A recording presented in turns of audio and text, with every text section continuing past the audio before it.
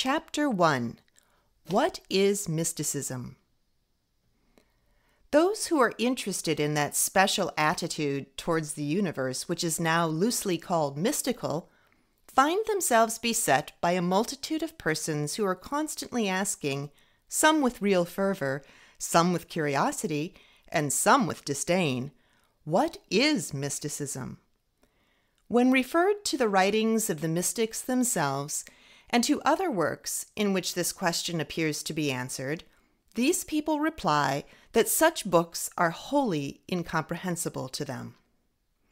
On the other hand, the genuine inquirer will find before long a number of self-appointed apostles who are eager to answer his question in many strange and inconsistent ways, calculated to increase rather than resolve the obscurity of his mind.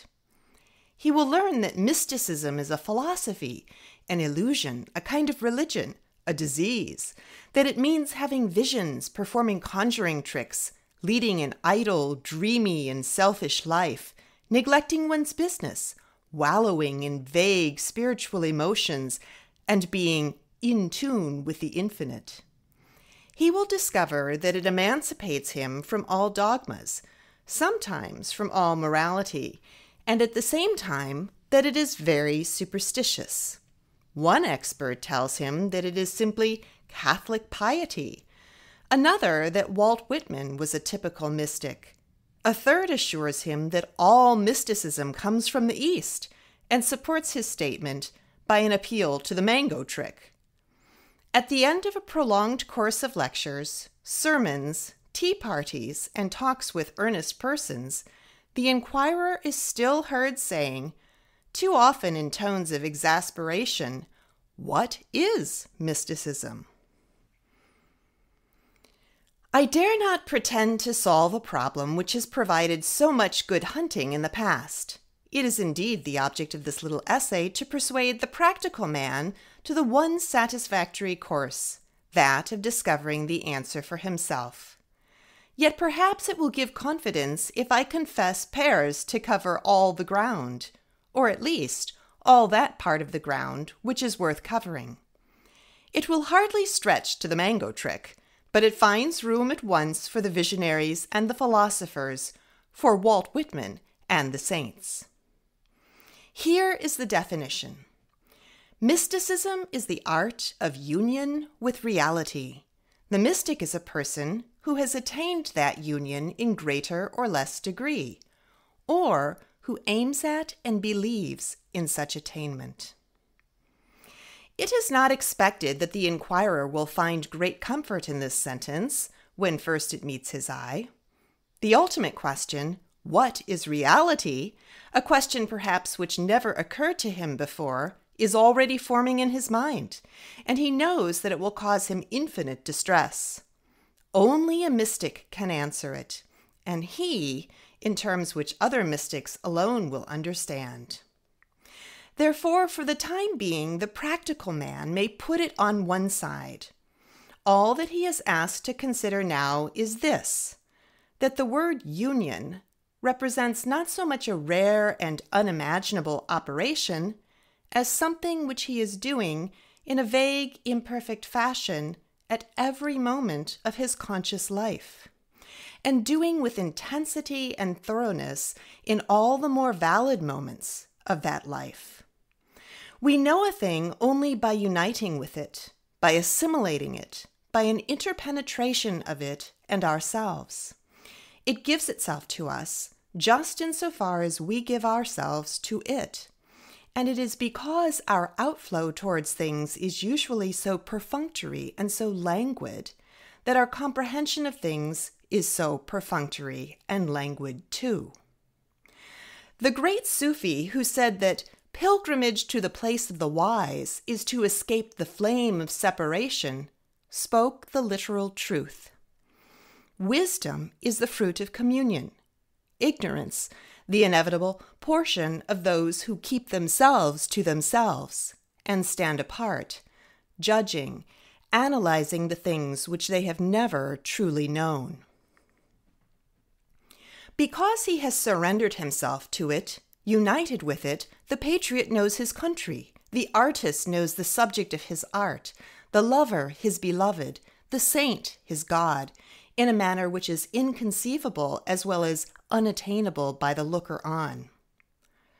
Real knowledge, since it always implies an intuitive sympathy, more or less intense, is far more accurately suggested by the symbols of touch and taste than by those of hearing and sight.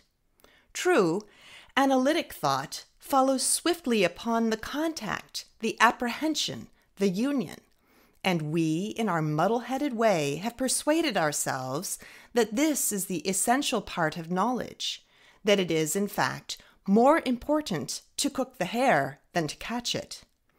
But when we get rid of this illusion and go back to the more primitive activities through which our mental kitchen gets its supplies, we see that the distinction between mystic and non-mystic is not merely that between the rationalist and the dreamer, between intellect and intuition.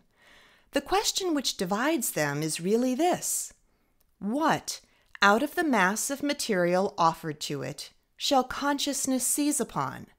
With what aspects of the universe shall it unite? It is notorious that the operations of the average human consciousness unite the self not with things as they really are, but with images, notions, aspects of things.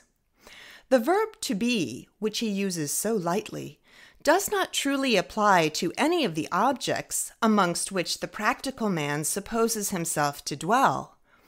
For him, the hare of reality is always ready jugged.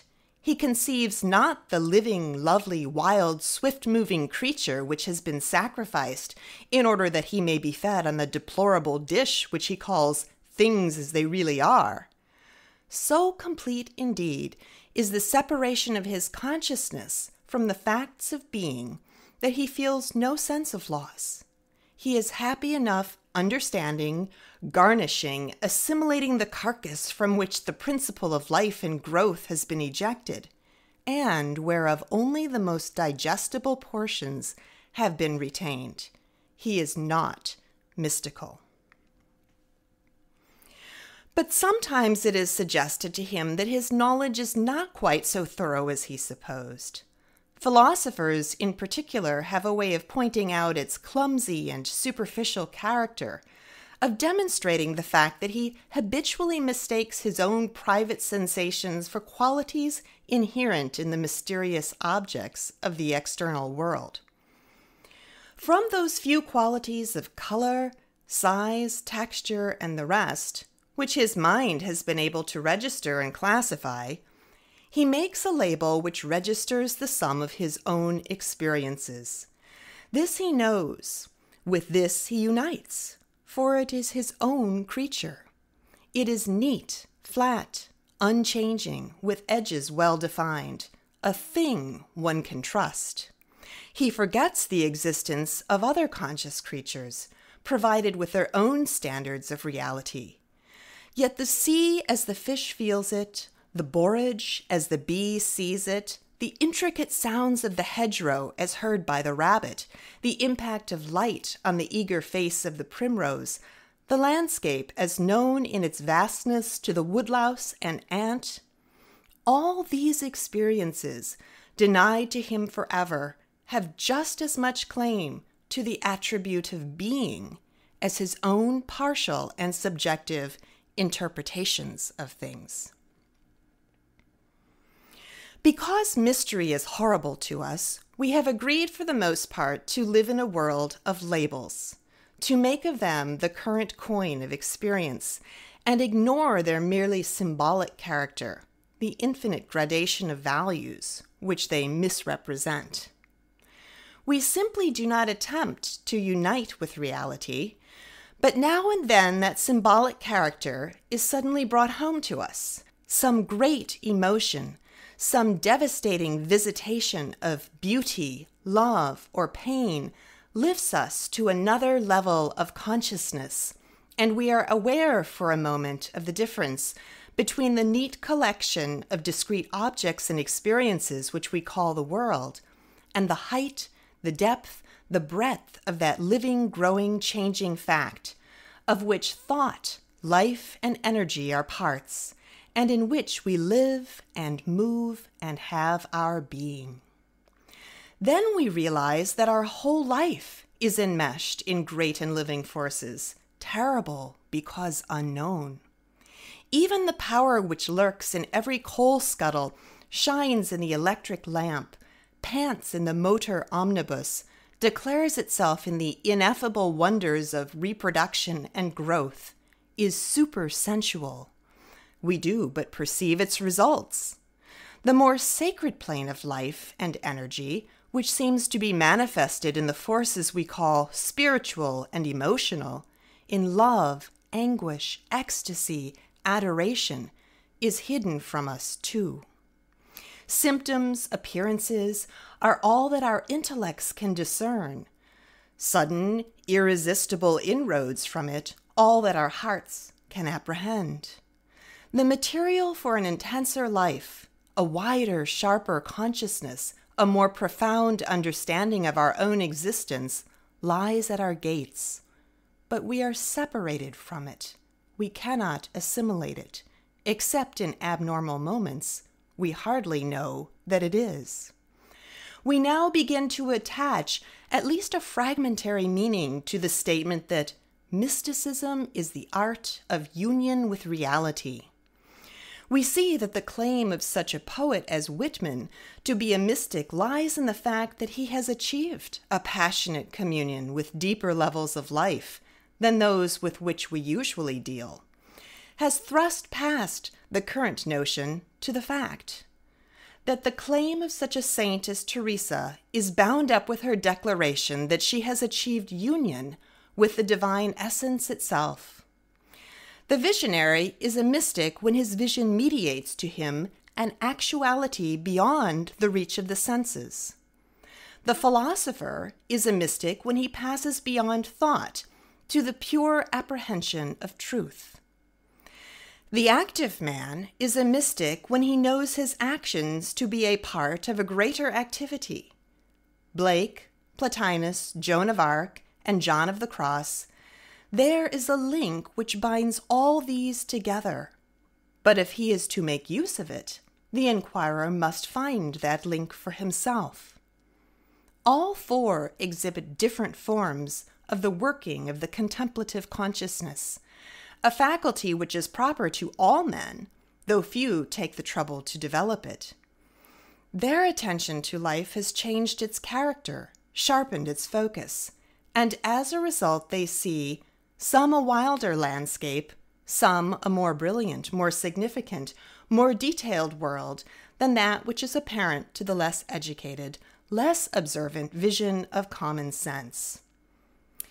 The old story of eyes and no eyes is really the story of the mystical and unmystical types.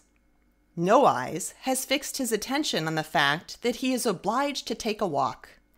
For him, the chief factor of existence is his own movement along the road, a movement which he intends to accomplish as efficiently and comfortably as he can. He asks not to know what may be on either side of the hedges. He ignores the caress of the wind until it threatens to remove his hat. He trudges along steadily, diligently, avoiding the muddy pools, but oblivious of the light which they reflect. Eyes takes the walk too, and for him it is a perpetual revelation of beauty and wonder. The sunlight inebriates him, the winds delight him, the very effort of the journey is a joy. Magic presences throng the roadside or cry salutations to him from the hidden fields. The rich world through which he moves lies in the foreground of his consciousness, and it gives up new secrets to him at every step. No Eyes, when told of his adventures, usually refuses to believe that both have gone by the same road. He fancies that his companion has been floating about in the air, or beset by agreeable hallucinations. We shall never persuade him to the contrary, unless we persuade him to look for himself. Therefore, it is to a practical mysticism that the practical man is here invited, to a training of his latent faculties, a bracing and brightening of his languid consciousness, an emancipation from the fetters of appearance, a turning of his attention to new levels of the world. Thus he may become aware of the universe which the spiritual artist is always trying to disclose to the race. This amount of mystical perception, this ordinary contemplation, as the specialists call it, is possible to all men. Without it, they are not wholly conscious, nor wholly alive. It is a natural human activity, no more involving the great powers and sublime experiences of the mystical saints and philosophers than the ordinary enjoyment of music involves the special creative powers of the great musician. As the beautiful does not exist for the artist and poet alone, though these can find in it more poignant depths of meaning than other men, so the world of reality exists for all, and all may participate in it, unite with it according to their measure and to the strength and purity of their desire. For heaven ghostly, says the cloud of unknowing, is as nigh down as up, and up as down, behind as before as behind, on one side as other, inasmuch that whoso had a true desire for to be at heaven, then that same time he were in heaven ghostly. For the high and the next way thither is run by desires, and not by paces of feet. None, therefore, is condemned, save by his own pride, sloth, or perversity, to the horrors of that which Blake called single vision, perpetual and undivided attention to the continuous cinematograph performance, which the mind has conspired with the senses to interpose between ourselves and the living world. End of Chapter 1. Recorded by Carla Arnell, Lake Forest, Illinois.